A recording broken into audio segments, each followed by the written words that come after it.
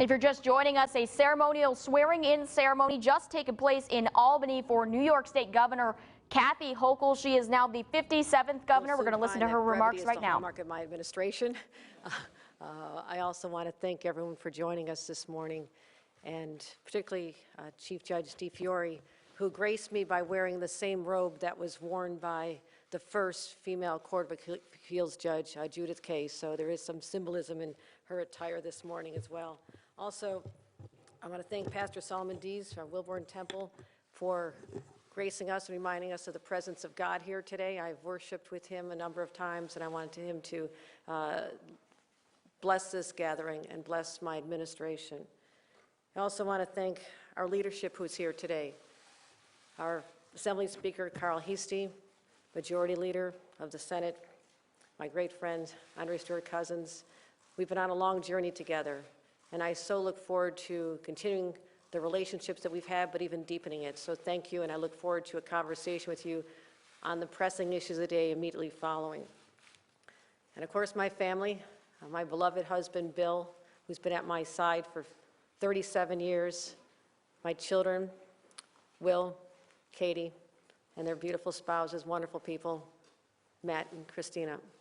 I also have a large extended family here, so sorry to you in the back. I came from a big Irish Catholic family with 6 kids, but I do want to acknowledge my parents. My father's here representing in spirit my mother.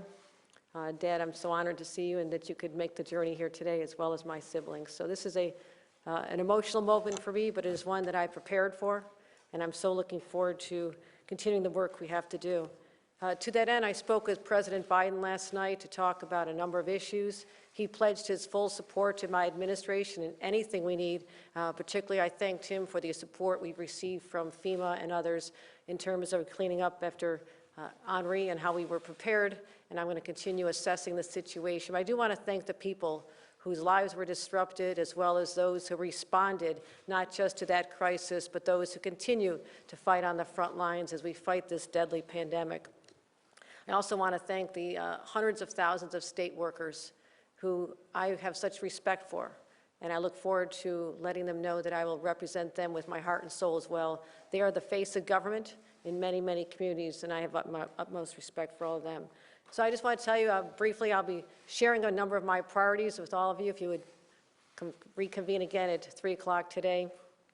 I'll be also talking about how we'll be combating COVID, getting direct aid to New Yorkers more quickly, and changing the culture of Albany. And that's why I'm looking forward to a fresh collaborative approach. It's how I've always conducted myself. It'll be nothing new for me, but it's something I'm planning on introducing to the state capitol. So I'll be heading to a meeting very shortly with our leaders here. We have much to discuss. We'll be reporting on that afterward. But at this time, I'll take a few questions, and let me call on Marina from AP right now. Marina? Hi, Governor Hochul. Do you think that there's another mechanism for people who want more accountability for former Governor Cuomo, like appointing a special prosecutor?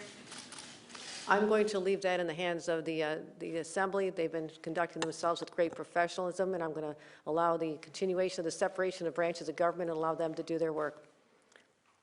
Bernadette from the Post. Hi, Governor. Thank you. I'm wondering, rent is obviously a massive issue right now in the state. What can be done to get more money out the door to the provisionally approved applications quickly, as fewer than a quarter of households for both rent burden and low income in New York City have applications in according to the state comptroller, but what's being done to reach these individuals that have yet to get their applications in? Bernadette, you've hit on one of my top priorities. You'll be hearing more about that this afternoon, but it'll continue a multifaceted approach, deploying more people to the crisis, realizing that there's many people who have not been even aware that they have these resources available to them, and connecting them with the landlords. So I will be assembling a team of individuals beginning today to assess this, but to wait not 1 second longer in terms of how we get this relief out to people. It's there. It needs to be in their hands so they can start getting their lives back in order and reducing some of the incredible stress that these families and individuals are under. It's absolutely unnecessary. Rami from Univision, and you here as well, Rami? Yes, okay. We want to know what is going to happen with skilled workers, the days to coming, and also we want to know if your cabinet or your staff is going to be part of them minority groups. Well, we're doing quite a bit of reach out, and I'll be identifying my administration, the members, as time goes on. I've requested and granted myself a 40-day, 5-day transition period. I think everyone understands that I needed to assemble my 2 constitutional officers immediately, which I have announced, and these are incredible individuals with great integrity and a lot of government experience. I want people who know what they're doing surrounding me, and I'll listen to their advice. And so I have my secretary, Karen Keogh, has been identified, as well as Elizabeth Fine as counsel, but I believe in a fully diverse cabinet, and that is going to be a high priority. With respect to the excluded worker program, I'm going to go at that with the same intensity that I am with this rental program. The money's there. These people were not eligible for other forms of assistance, and they're hurting, and they're part of the New York family, and I'm going to make that very clear. So making sure we deal with that. Bob McCarthy, Buffalo News. Good morning, Governor. Is there one particular project, one particular big thing that you would like to accomplish as governor? I want people to believe in their government again. It's important to me that people have faith. Our strength comes from the faith and the confidence of the people who put us in these offices, and I take that very seriously. Andrew from NBC4, please. Yes, Governor, thank you very much. You talked about the spirit of collaboration. I know you have spoken with Mayor de Blasio, but throughout the pandemic, the mayor and Governor Cuomo almost never appeared in the same room, despite the fact that their interests could have and should have been aligned. How soon can we expect to see you sitting at a joint news conference with Mayor de Blasio? And do you agree with his decision to mandate vaccines for teachers in New York City? Will you do that for teachers all across the state? I'll be making announcements about that later today, as well as throughout the week, as I have a chance to assemble all the stakeholders now that I am officially governor, and I have the ability to work with them. I'll also be discussing this with our leadership from the Assembly and the Senate. This is what collaboration looks like. I have sat down unofficially with Mayor de Blasio. We had some very nice pastries last week and had a great conversation, and he actually called me prior to his announcement yesterday to alert me, and we talked about this era of cooperation, that there's be no blindsiding.